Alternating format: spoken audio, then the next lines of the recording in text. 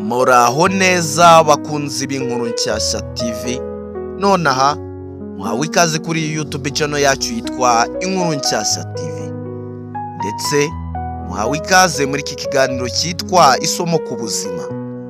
Dore ibintu 15 ugomba kugerageza gukura mu buzima bwawe kugira ngo utere imbere no kubaho ufite amahoro. Ikintu cya mbere tudatinze, gusa mbere yuko nkikubwira, niba tubazaniye ibiganiro nk'ibi byitwa Isomo ku buzima ndetse tubasomera amadocumentary menshi aba yaranditswe n'abahanga, ikintu ugomba gukora ni iki: ugomba kuzajya wiga ukagerageza no gushira mu bikorwa. Niba tuvuze ngo business, ntabwo ugomba gutangirwa ari uko ufite amafaranga menshi y'ikirenga, ubwo rero ni icyo ngicyo ugomba gutangiza ayo ufite. Ikintu cya mbere rero ugomba gukura mu buzima bwawe mu bintu 15 kugira ngo utere imbere ndetse ubaho ufite n'umutuzo muri wowe. Ikintu cya mbere ni iki: kwitinya, icyo twita fear. Ubwoba bukubuza kugerageza ibintu bishya ndetse ntuzigere utera imbere niba utekereza ko bidashoboka.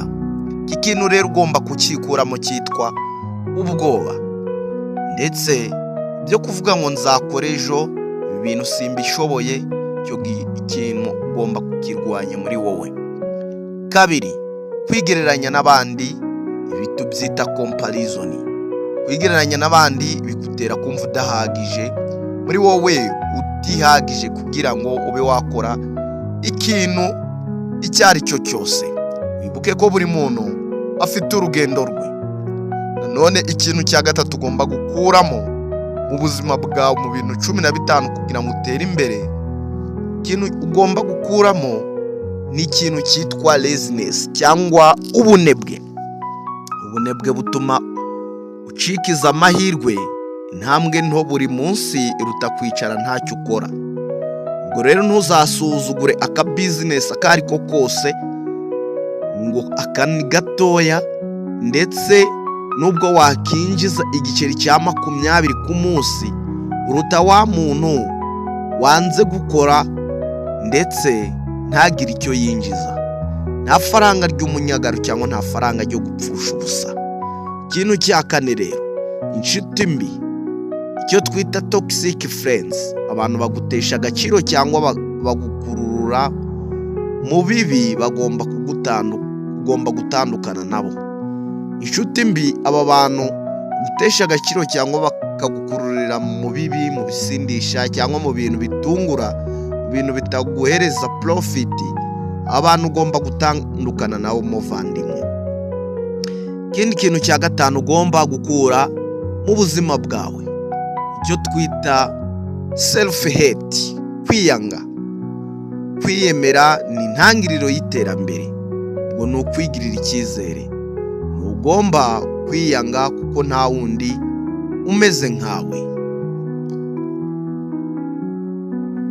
Ikintu cya gatandatu ugomba gukura mu buzima bwawe kugira ngo ugere ku iterambere ni ikintu dukunda kwita cyangwa ni ikintu cyitwa procrastination.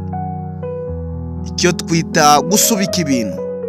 Bishatse kuvuga ko ni cyagiye uvuga ngo ibi nzabikora ejo, ibi rero nzabikora ejo, n'umwanzi w'insinzi yawe muvandimwe. Wizuye azatangira nonaha. Ubwo rero kwa kundi uvuga ngo uyu munsi ngomba gukora iyi business, ngomba kuyikora nkabonamo amafaranga, hanyuma ukumva muri wowe nta cyizere wifitemo, kumva nta mbaraga, ukavuga ati rero ejo nzabikora. Ibi bintu ni bibi cyane ku muntu ushaka gutera imbere, ku munye business. Ikintu cya karindwi rero, kumva ko udashoboye, icyo twita negative mindset. Ibitekerezo bibi biguca intege. Tekereza ibyiza gusa bishoboka. Wiyumvishe ko utameze nk'abandi, ko Imana yaguhaye imbaraga ndetse n'ubwenge butandukanye. Ubundi ibintu utekereza nibyo uba byo. Nutekereza ko udashoboye, ugatekereza ko uri wiki, ugatekereza ko Imana itakwatureye umugisha nk'abandi, ibyo bintu bizakuviramo ibibazo cyane. Ubwo kugira ngo utere imbere bizakugora. Ibitekerezo rero bibi uca intege, tangira ubyikure, witekerezeho cyangwa wiyaturireho ibintu byiza. Umugabo witwa Fireman nawe ntekereza ko yaje kubivugaho cyane ko ugomba kwiyaturiraho ibintu byiza kugira ngo uharanire inyungu zo kubaho neza ndetse ubuzima bwiza cyane, ugire amafaranga. Iyo ni inama yagiraga urubyiruko. Ikintu cya 8 rero, kugendera ku bitekerezo by'abantu, people pleasing. Ushobora kunezeza abantu bose, baho ubuzima bwawe. Kugendera ku bitekerezo by'abantu rero, umuntu kuri uyu munsi azakubwira ngo nukora kino nicyo kizaba cyiza, undi nawe akubwira igitandukanye, undi kubwira ibintu bitandukanye. Ibyo bintu bizatuma ubaho ewana uri unbalance, nta balance ufite muri wowe. Ariko wowe ubwawe fata urupapuro cyangwa notebook wandikemo ibintu ugomba kugenderaho, ugire umurongo ngenderwa. Ibyo bizagufasha kugera ku ntego yawe. Ubwo rero iki kintu cya 8 ugomba gukura mu buzima bwawe kugira ngo utere imbere, kugendera ku bitekerezo by'abandi cyangwa icyo twita people pleasing. Ibi bintu ugomba kubikura mu buzima bwawe. Ikintu cya 9 rero, kwigunga, icyo twita isolation itari ngombwa. Kwibana wenyine igihe cyose bituma utakaza amahirwe yo kwiga no gukura ku bandi. Icya 10 rero, ikintu cya 10 ugomba gukura mu buzima bwawe kugira ngo utere imbere, kudategura ubuzima bwawe, lack of planning.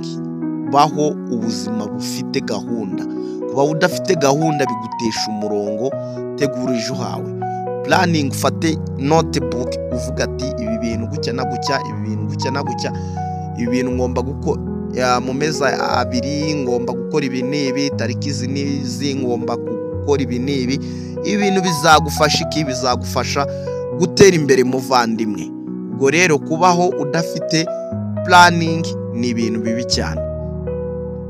Ikintu cya 11 ugomba gukura mu buzima bwawe kugira ngo ubeho ufite amahoro ndetse n'iterambere rirambye ni amagambo mabi wivugaho, negative self talk. Niba uhora wivuga nabi, ubuzima bwawe nabwo buragenda nabi, buza kurangira nabi. Ibi ntekereza ko nabivuze cyane. Cya 12, kwihorera no kubika inzika, holding grudges. Kwihorera no kubika inzika, ibi bintu ni bibi cyane. Gute rero? Bishatse kuvuga iki? Kubika inzika bikubuza amahoro yo mu mutima ndetse kubabarira no kwibohora. Ibintu kubika inzika nubyishiramo cyane, ejo ukazahura n'abantu mugomba gukorana business, ukavuga runaka twapfuye umukobwa, ubwo rero ntabwo ngomba gukorana business nawe. Bro, genda gake nurangiza ibintu bituzishe business imbere, hanyuma ubundi wowe ushaka amafaranga, inshuti zizaza. 13 ugomba ikintu cya 13 ugomba gukora mu buzima bwawe kugira ngo ugire lifetime well, ugire ubuzima bwiza burambye, ugira ifaranga. Gukunda ibintu byoroshye gusa. Ikintu cyo gukunda ikintu cyoroshye gusa kikuremo iterambere riri hanze yaho wisanzuye. Gerageza ibikugora. Ibintu byo kuvuga ngo nzakora birango nibyo binyoroheye, no. Ibintu bigoranye cyane kuri iyi si nibyo bivamo ifaranga ryinshi ndetse ritubutse. Ubwo rero ugomba gufata risk nabyo ukabikora. Ubwo rero ugomba kwikuramo ikintu cyo kuvuga ngo uzakora ibintu bikoroheye gusa. 14, kwirengagiza ubuzima bwawe, ignoring self care. Ugomba kwirengagiza ubuzima bwawe. Wowe ubwawe, umubiri n'umutima wawe birakenewe kwitabwaho.